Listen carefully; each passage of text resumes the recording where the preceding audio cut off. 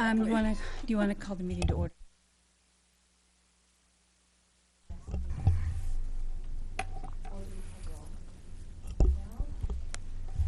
Or do you want to do the staff briefing first? Okay. All right. Okay. Okay. It's 7:14, and I'm calling to order the regular meeting of the Community Development Commission for the City of Urbana. I'm standing in for Fred Cobb, Chair. Will you call the roll, please? Kelly? Okay. That's the way you want it? That's the order? That's fine. Okay. Fred Cobb. Janice Bankston, she's excused. Chris Diana, he's on his way. George Francis. Jerry Moreland. Here. Lisa Beth Searing. Here. Ann Hines Silvis. Here. We will have a quorum shortly. Okay. But we'll go right to the staff report, and then we can go back to the sounds good. business. Okay, in your packets, you'll see that there's a staff briefing, and I will go over some of the information. Under the Department of Housing and Urban Development activity, we received a letter from HUD regarding closing out our supportive housing program grants, and we submitted the information that they requested, so that's good. We also received a letter from HUD regarding approval of our annual action plan and transmittal of grant agreements for CDBG and home for this fiscal year, and we signed those grant agreements and returned them to HUD. Now we are just waiting on our funds to come to us. And then HUD also sent the program year-end review CAPER letter response for program year 2011, saying that we had satisfied everything. They had sent us several letters, and we had responded with giving them further information, and this latest letter said that we had satisfied all their requests and no further action was needed or required, so that's good. Then you can see all the major activities and accomplishments for all the different staff and what they have done since our last meeting. And then also at the very bottom on the back, you can see that we've attended regular meetings with the Continuum of Care, Council Service Providers to the Homeless, Housing Authority, Neighborhood Improvement Team, all these different activities and meetings that we have done. And then I also wanted to invite you to a dedication ceremony for 1409 Beach. It's this Thursday, August 29th at 6 p.m. And if it rains, the celebration will be held indoors at the Habitat Restore, which is located at 119 East University in Champaign. So this, it's Keisha Johnson Family Home, so you're all invited to come to the ceremony and help her celebrate becoming a new homeowner. And Elnac. Oh, the for the yes, thank you. Also, there is a dedication ribbon cutting. I believe it's September 14th at, correct? Sorry. It is September 7th from 1 to 3 p.m. and it's it just went dead. I don't know how to use your phone. Yeah, sorry. Actually, I'll read. It is ELNAC, the Neighborhood Action Committee, celebrating their first anniversary of the community garden, which is Saturday, September 7th from 1 to 3. The program will begin at 1 p.m. And they're going to do garden tours. Different departments will be there. And refreshments. So if you're interested, you can let us know, and then we can let the Lehrman Neighborhood Action Committee know that you would like to attend. Okay. I think that is it as far as the staff report. So we could do that next. Yes, we could. So Are there any petitions or communications from members of the audience regarding items not on the agenda? Do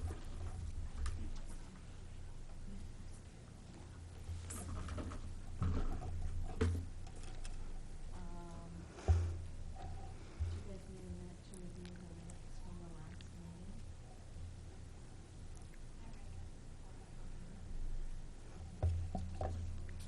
do you have any questions about anything in the minutes, or? Right. Can I just ask you a quick question about the staff report, actually? I Sure. was trying to find what I was looking for. When you mentioned that in the activities, it says bids were due on August 22nd for the rehab of the 2 units. So how many bids were received for that? For that transitional housing that needed the major improvements? Sure, I'll let So- Janelle speak on that. We received 3 bids for each unit. 3 of our contractors that participate in our housing rehabilitation program. So we're in the process of actually reviewing the bids and comparing the scope of work, and along with what the inspector reports required to be done in those units. And then we will be making an award by Friday of who will be the selected contractor for each unit.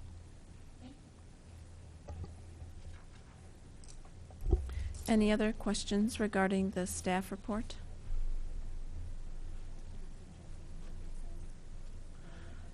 Yeah, it looks like everything else on the agenda will require the full commission and votes.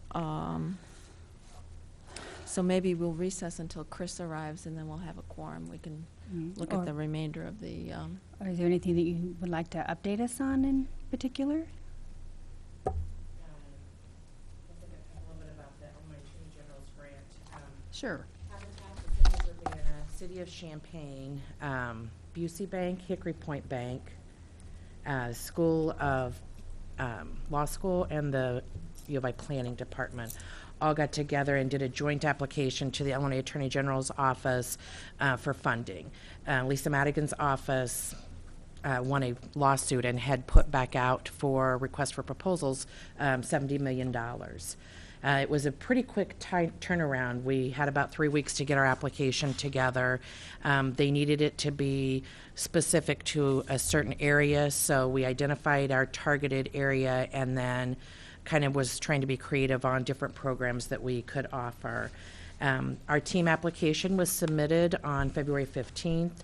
We were supposed to hear by April 1st if we were awarded. We actually heard in July that our application was funded.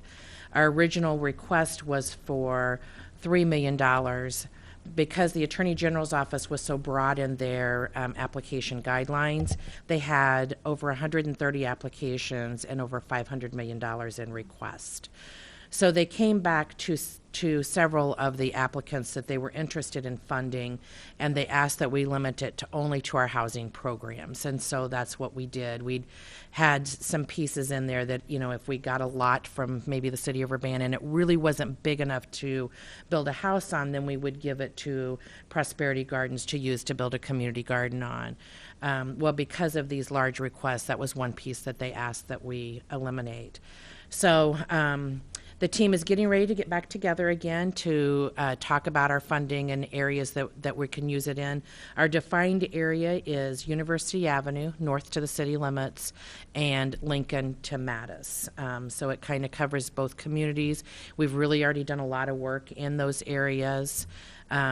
Some of these properties that are on here, the 1208 and a half Dublin in particular, would be a great potential for use with this grant. There is a very old, deteriorated building on it that's boarded up. It can't be rehabbed. And so it's a good partnership for us to enter into with Urbana, because rather than them using CDBG funds, which are so tight, we would be able to use this grant money to demolish and rebuild. So that's pretty exciting. I don't know when we will get our grant agreement or when we'll sign it, but in the meantime, I think the group is going to get back together and talk about ways that we can do it. Habitat is the lead developer. We agreed that we would build 6 houses a year. Now, it may be that if we get one that's we're able to rehab, that we will rehab. We won't necessarily demolish and rebuild like we have done in the past. We also said that we would do kind of a loan leverage fund. So we're going to work with the local banks and then the city of Urbana and Champaign's home money. So if people come and they need money to rehab their home, they're already owner occupied, but because of the lending restrictions or credit issues, or maybe they're upside down because they had appraisals done a few years ago that really weren't good ones, then this pot of money would actually be like a loan guarantee to make their product more secure at a bank. So the bank would feel comfortable loaning them money. If they default, they would have this pot of money to pay it off. But if they didn't, then that would come back and we could continue to reuse and recirculate that money. And then we also said that we would get down payment monies with it. So each person getting a house through the program would get $12,500 down payment money too. So I think it's exciting. I think that there's a lot of potential for Habitat to grow with this program. We already have picked up our builds a little bit, and as we all know, unfortunately, there's a huge need for affordable housing. So this will just allow us to hopefully bridge that gap. One piece of the puzzle with this is it is going to raise the cost of our construction because we have to pay prevailing wage. Any money that's transferred through the state of Illinois, that's a requirement. Whether it comes with the original pot of money or not, the state requires you to pay prevailing wage. Now, we don't necessarily have to hire union for everything, but it kind of helps our smaller contractors who a lot of times give us a break when they're in their building. Now we're able to pay them a little bit more money, and kind of pay back that gift they've given us in the past. So, does anybody have any questions on the grant? I'm pretty excited about it. Like I said, Urbana, Champaign, and the banks will get back together again with Habitat to talk about maybe there's, specific areas that they know of a lot or areas that we can help. But we do have right now 4 families approved and 11 in the process. So I'm pretty confident that we will have families in place. I would like to get about an 18-month supply of families so that, they will do their sweat equity at least 10 hours a month and keep them moving through the process.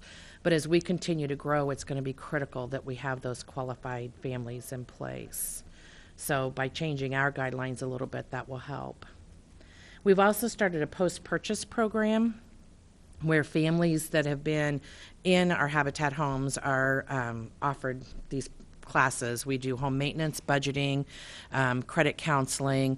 They're not required to do that, but if they come and complete the full series, there's 5 classes, then they are eligible to get a $100 gift card to Home Depot, Lowe's, or True Value, a local, hardware type store where they can do repairs on their home.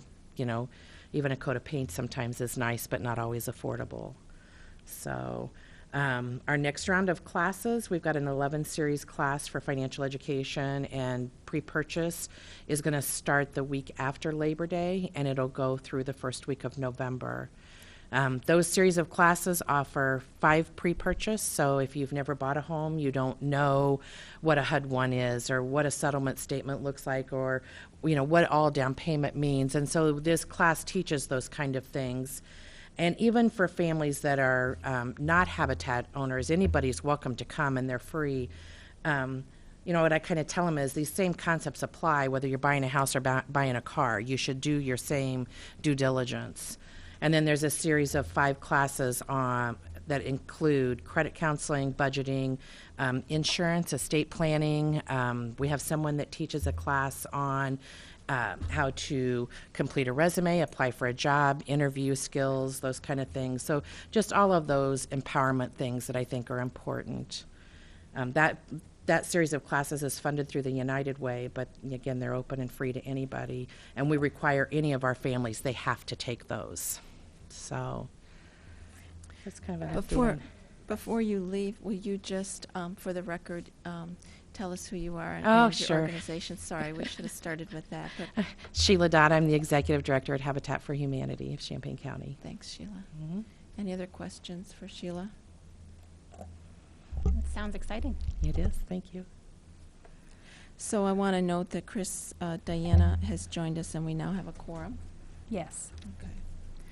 So I want to move to the approval of minutes from the July 23rd meeting. Those are in your packet.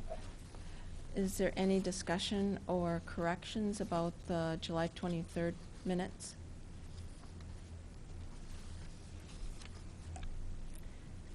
Motion for approval? So moved. Is there a second? Second. Any further discussion? All in favor of approval, say aye. Aye. Approved unanimously. Okay, thank you. So now let's move to old business. Is there any old business before the commission? No. Okay, hearing none, let's move to new business. And Kelly, do you want to lead us through the items in the packet? I'll let Jen do the talking Okay. first, since she Jen's did the gonna do memos, the and I'll let her, explain all. So I will discuss the 3 resolutions regarding Community Housing Development Organization agreements and certification for Habitat together. Okay. And I'll just read them off really quickly for the record. A resolution certifying a community housing development organization for the Urbana Home Consortium for fiscal year 2013 through 2014. September 2013 Habitat. A resolution approving and authorizing the execution of an Urbana Home Consortium Community Housing Development Organization Agreement, Habitat Choto Developer, 1205 West Beslin and 1208.5 West Dublin. A resolution approving and authorizing the execution of an Urbana Home Consortium Community Housing Development Organization Agreement, Habitat Choto Operating, September 2013. So Habitat approached us again because they are still moving forward, which is really great with their build season. They've done a wonderful job so far, and they have requested additional funds to build 2 more houses in our targeted neighborhood, which is really great. I already mentioned the addresses 1205 West Beslin and 1208.5 West Dublin. They have buyers who have expressed interest in these properties. So they have requested $35,000 a unit, which is standard. That's what we've been doing this whole year. I did realize after I put this together that, and this has not happened in the 4.5 years that I've worked here, but we've actually come to the end of our Choto funds. We've never earmarked 100% of our Choto funds. So I crunched the numbers and I realized we have $69,004 remaining. So I had put in the memo $70,000 Choto contract, but I just want to put it out there. We really only have $69,004 left, which is really great. And I'll make that amendment if you want to incorporate it into the motion at the end of my presentation. That would be great. And yeah, we'll obviously make that amendment before we go to council. So, and then they've also requested Choto operating funds in the amount of $14,000 or $7,000 a unit, which is what we had sort of targeted earlier this year. So, if there are any questions about the builds themselves, we have Sheila Dodd here, which is really great, and I can answer any questions too. Okay. Any questions, discussion?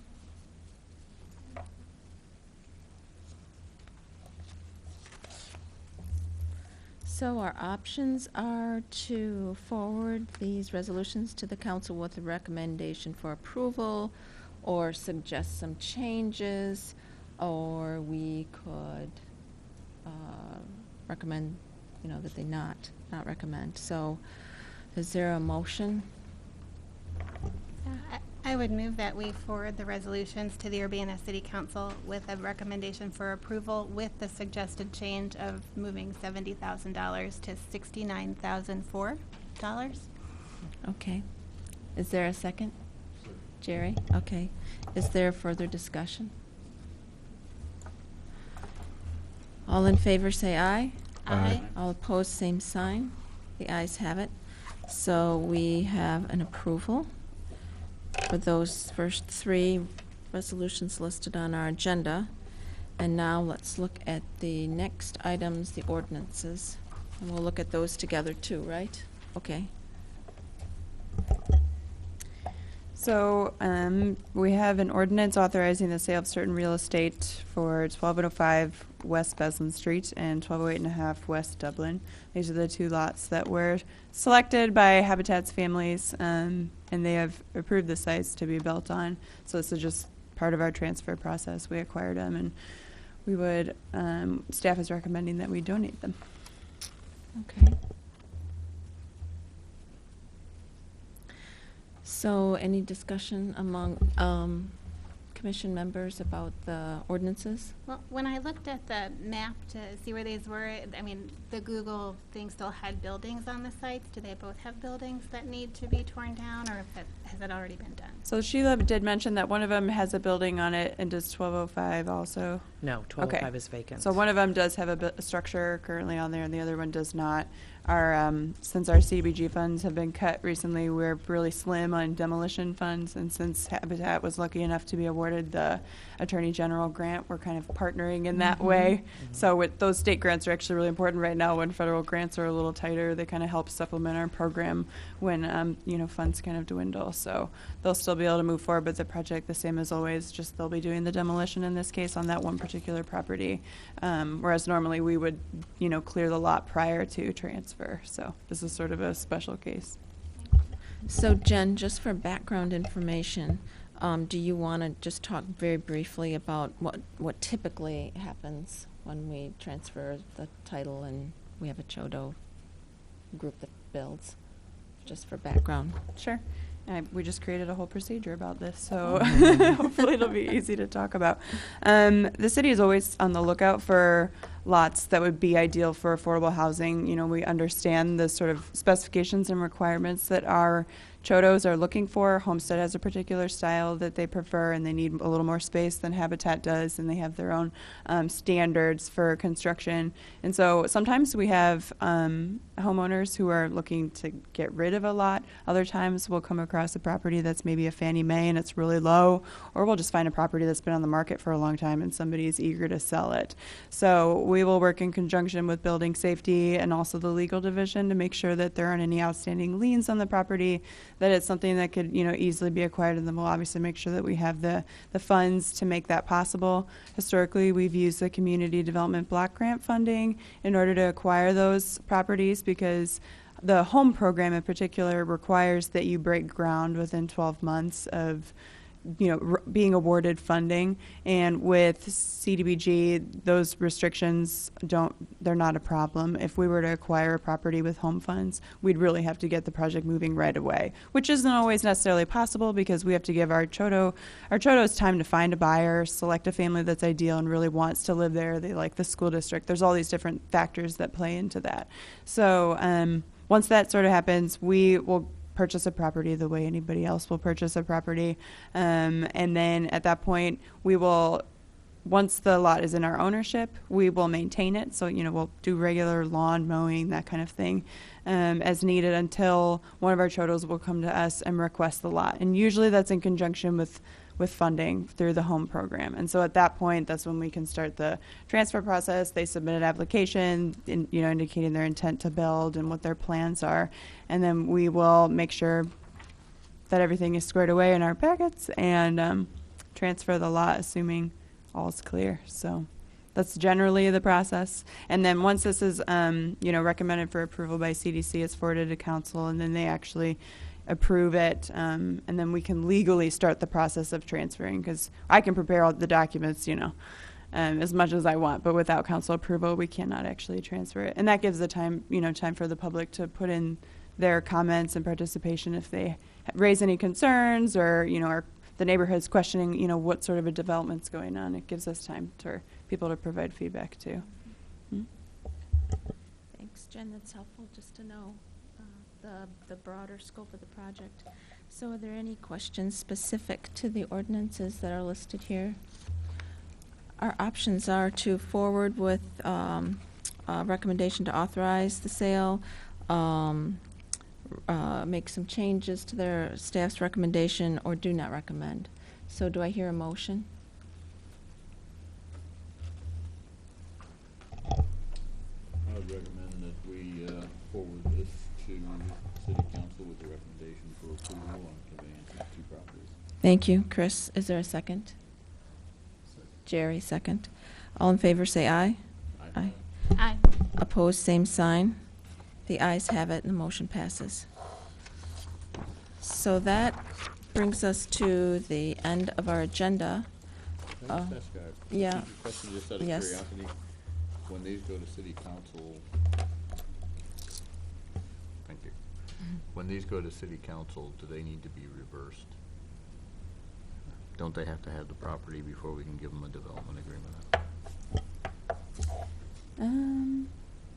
Actually, I don't know that not it makes a big necessarily. difference. Usually in our, that's a good question. Usually in our development agreement, we will specify that they are the owner or are soon to become the owner of a Right. property. Sometimes Okay. things get tied up in, legal, they're reviewing it longer than it takes for me to process the funding No problem. contracts. I thought they had to be the owner of the property for development But agreement, for, they don't have to. yeah, for the way that we structure our program, they do have to be the owner, but which, Happens order first those is okay. come in doesn't Okay, no necessarily, problem. yeah, have an impact on the project. Any other questions or issues before we adjourn? Okay. We stand adjourned. Thank you.